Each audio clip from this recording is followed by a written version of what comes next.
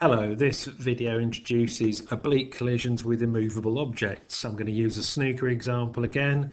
I've got my white cue ball here and I want to pop the blue ball over there. At the top I can't do it directly because this pink's in the way, so I'm going to have to go off the cushion and come back. And what we need to do is calculate the angles that are going on around the cushion as the immovable object. Okay, I'm going to reorient it again so that the direction of the immovable object is horizontal, and so my ball is going to come down at some velocity v, so u coming in rather, and it's going to go out at some velocity v, and it starts off coming in at an angle theta and it's going to go out. You probably experienced this, that if you're playing snooker it goes out at a narrower angle, a smaller angle, and we'll look at why that happens to be, but I'm going to call that angle phi and we'll try and work out why that is.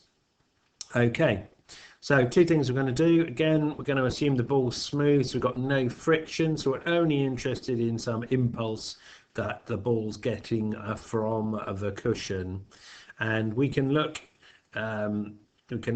at the velocities as being in components. So the incoming velocity of u I've split into a cos theta, a parallel to the cushion, and a sine theta perpendicular to the cushion, and then I've got my outgoing velocities, again parallel and perpendicular, and in one version of this I'm going to use v as being the outgoing velocity and phi as being the angle, so we'll do that.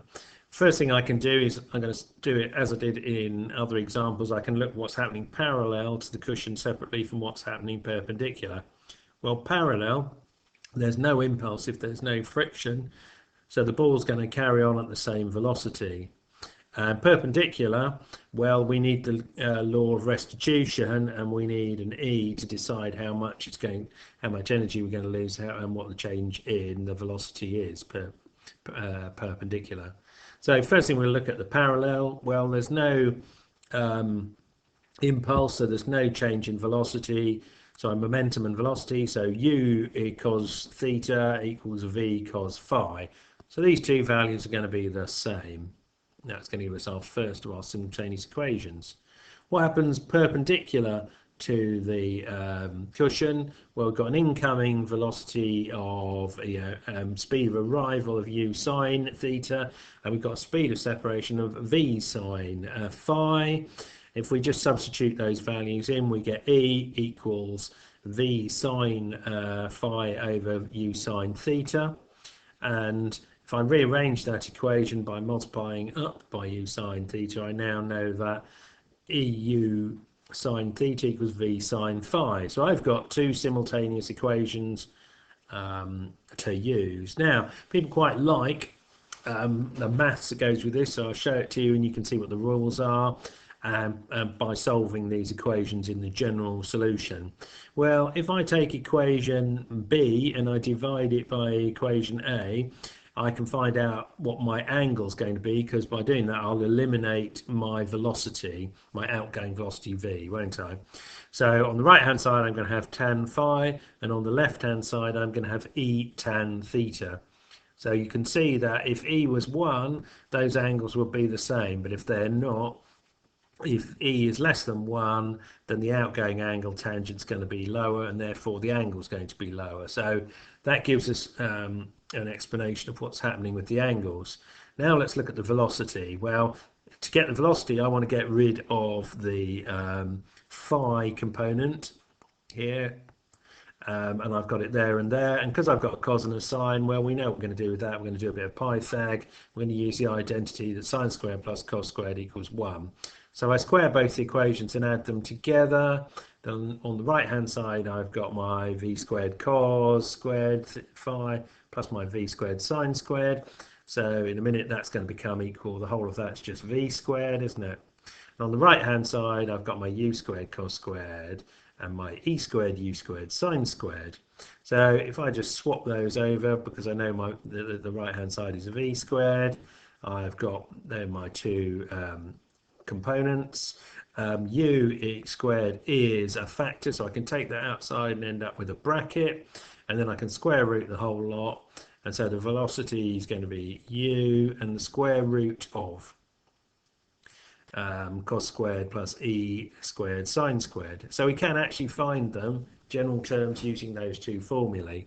But actually in practice, sometimes it's easier just to think about, rather than having the outgoing as a v and a cos, is just to call them vx and vy. So in this occasion, that's my component in the x direction, that's my component in the y direction. Well, I already know that those two, if I'm just looking parallel to the cushion, because there's no change in momentum, I know that vx must equal u cos theta, and I know that if my incoming, then looking perpendicular to the cushion, if that's my incoming velocity, then my outgoing velocity is just going to be e lots of that. So there we are. So that sometimes is a much more easy way of doing these practical questions.